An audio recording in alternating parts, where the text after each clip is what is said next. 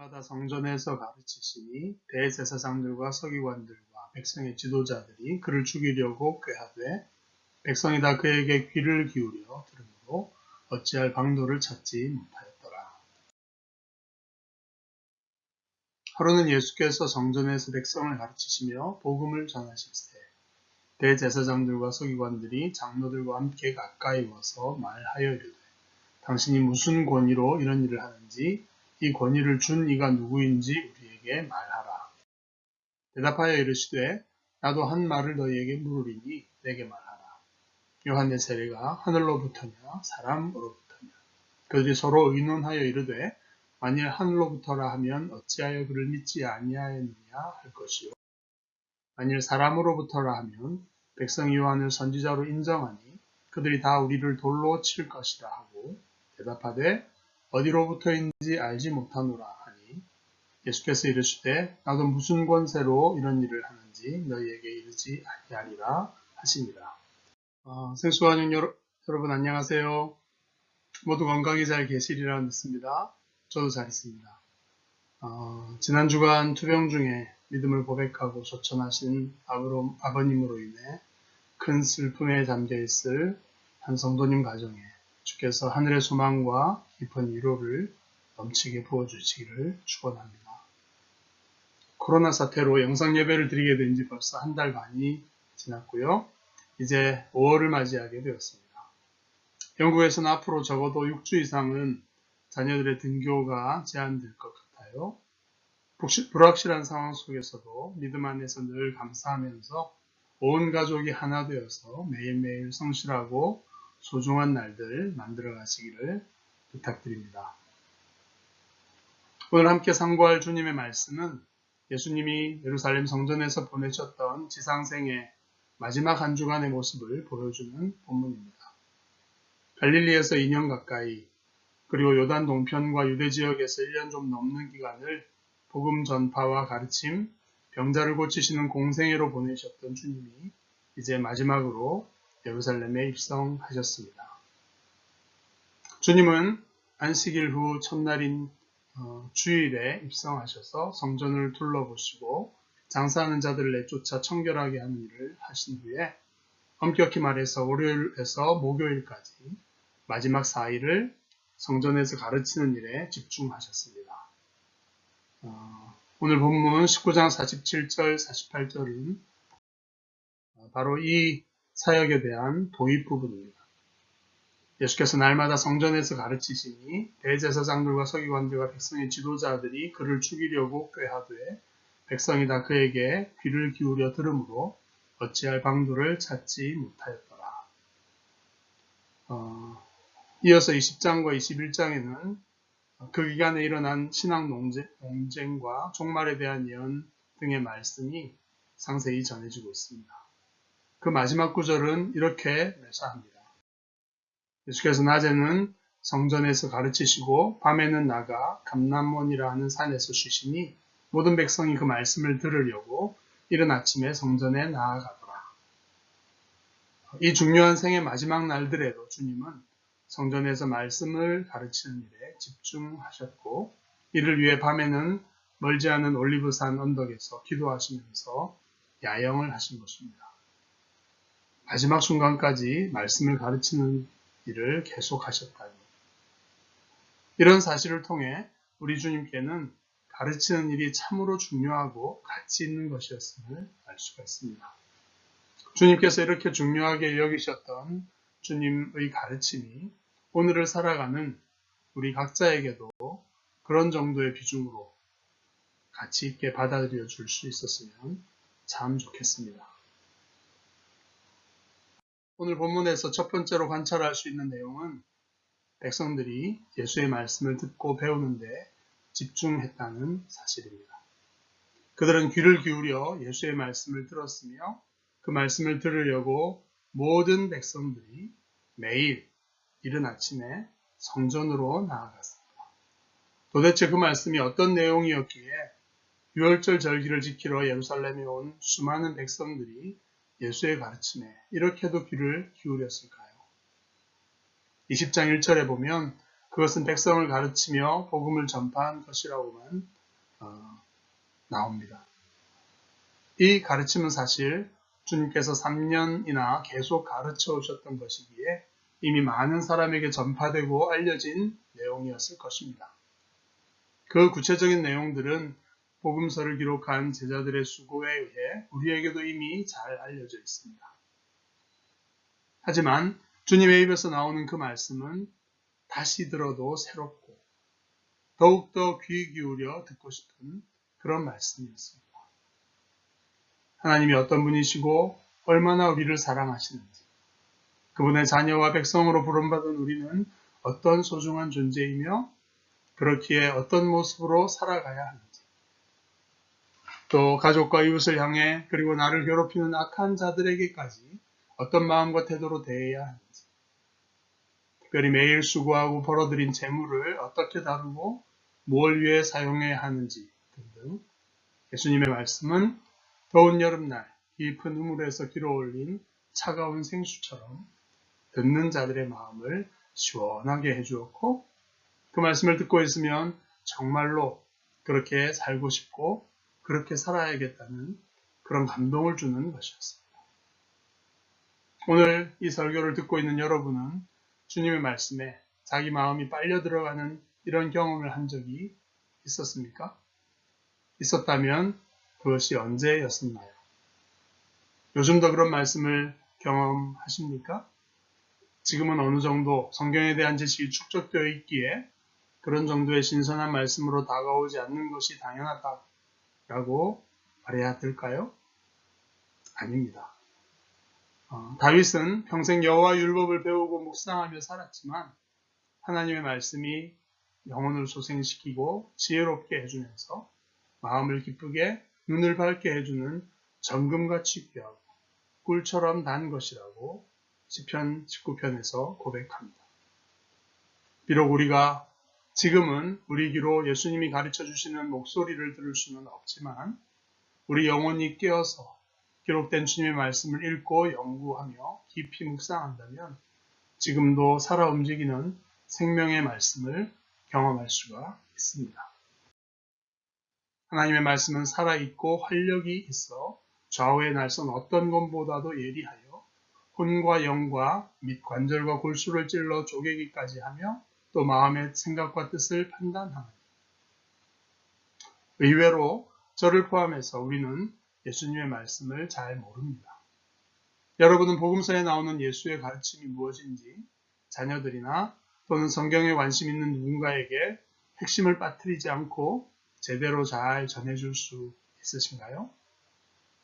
이미 알고 있는 것 같아도 그것이 무엇이고 왜 그런지 또 우리 주님이 어떤 뜻과 기대를 가지고 말씀하셨는지 내 안에 잘 정리되어 있지 않으면 잘 전할 수가 없습니다. 계속 묵상하면서 배우지 않으면 안 되는 것입니다. 지상생에 며칠 남지 않은 귀한 시간들을 이 말씀을 가르치는데 오로지 사용하셨던 주님이셨습니다.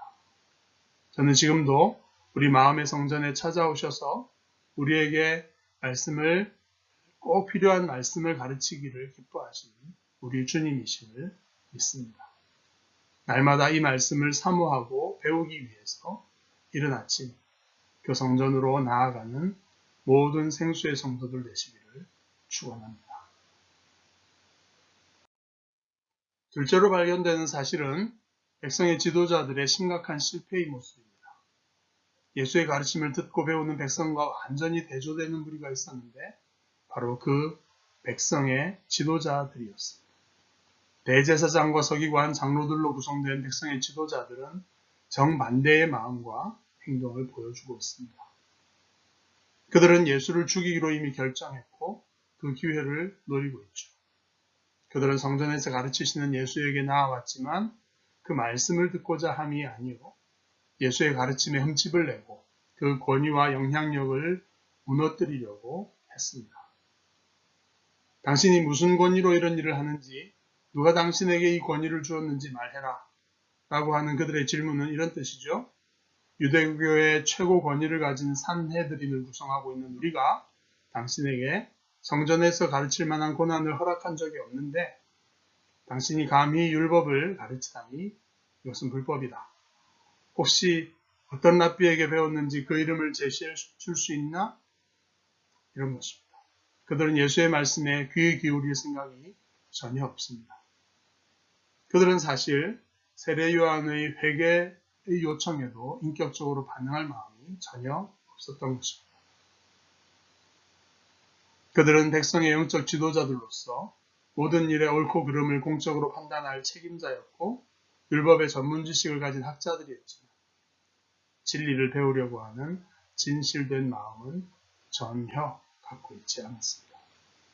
어떻게 그럴 수 있을까요? 그들에게 진리는 껍데기에 불과했습니다. 그들이 세상을 사는 데 있어 하나님이 행하시는 일은 그들에게 중요한 것이 아니었고 진리는 그들의 판단이나 결정에 아무런 영향력이 없었습니다.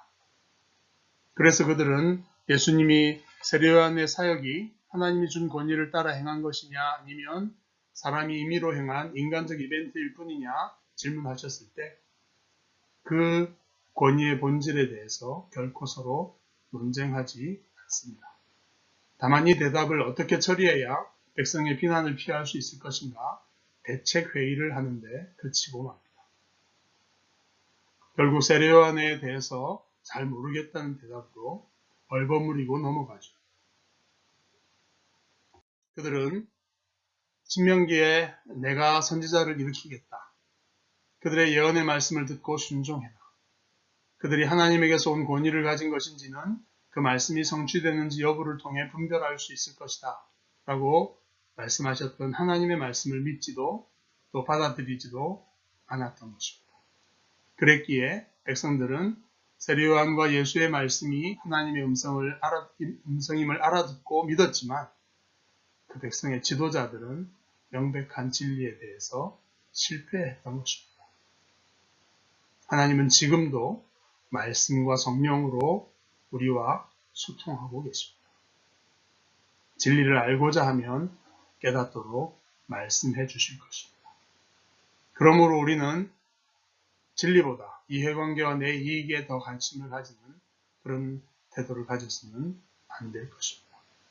지금까지의 경험과 축적된 지식, 그렇게 형성된 고정관념에 따라 모든 것을 판단하다가는 우리도 역시 진리에 대해 실패하게 될 것입니다. 마지막으로 예수님은 자신이 가르치시는 말씀의 권위가 하나님으로부터 온 것임을 명확하게 선언하고 계십니다. 종교 지도자들의 질문에 대해서 주님이 맞질문으로 대응하셨고 결국 나도 무슨 권위로 이런 일을 하는지 너희에게 말해주지 않겠다 라고 하셔서 명확한 대답을 회피하신 것으로 오해해서는 안 됩니다. 주님이 세례 요한의 권위의 출처가 하나님이냐 사람이냐 물으신 것은 너무나도 자명한 세례 요한의 신적 권위를 다시 분명히 각인시키기 위한 질문입니다. 그는 하나님이 말라기를 통해 메시아의 길을 예비하기 위해 보내겠다고 예언하신 선지자 엘리야였습니다. 모든 백성은 그의 회개에 대한 선포가 하나님의 분명한 요청임을 깨달았고 그 말씀에 응답해서 회개하고 세례를 받는 큰 운동이 전국을 휩쓸었습니다. 그는 예수를 가리켜 성령으로 세례를 베푸는 이요 하나님의 아들 그리고 하나님의 어린 양이라고 명확하게 증거했습니다. 따라서 예수님은 자신 또한 어떤 사람이 준 권위가 아니라 세례 요한을 보내신 하나님이 주신 권위의 근거에서 말씀을 가르치는 것이라고 선언하시는 것입니다. 참 권위는 하나님으로부터 오는 법입니다.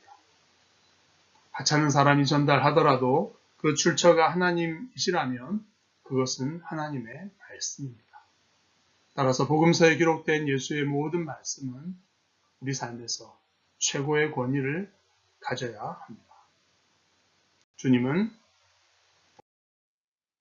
천지가 없어지기 전에는 하나님의 율법의 1.1획도 결코 없어지지 않고 다 이루어질 것이라고 경고하셨습니다. 그리고 주님의 말씀 중에서 지극히 작은 것 하나라도 무시하고 버리면 천국에서 지극히 작은 자로 취급되리라고 하셨습니다. 따라서 우리는 주님이 자세히 말씀해 주신 복음서의 말씀 하나하나에 모든 관심을 기울이고 잘 배워야 합니다. 벌과 재앙을 받을까 두려워해서가 아닙니다. 하나님이 주신 권위로 우리 삶에 매우 중요한 가치와 복을 형성해 주는 그런 말씀이기 때문입니다. 코로나19 사태는 어쩌면 주님의 말씀을 집중해서 알아가고 묵상하며 소화하는 매우 중요한 또 좋은 기회요 축복일 수 있습니다.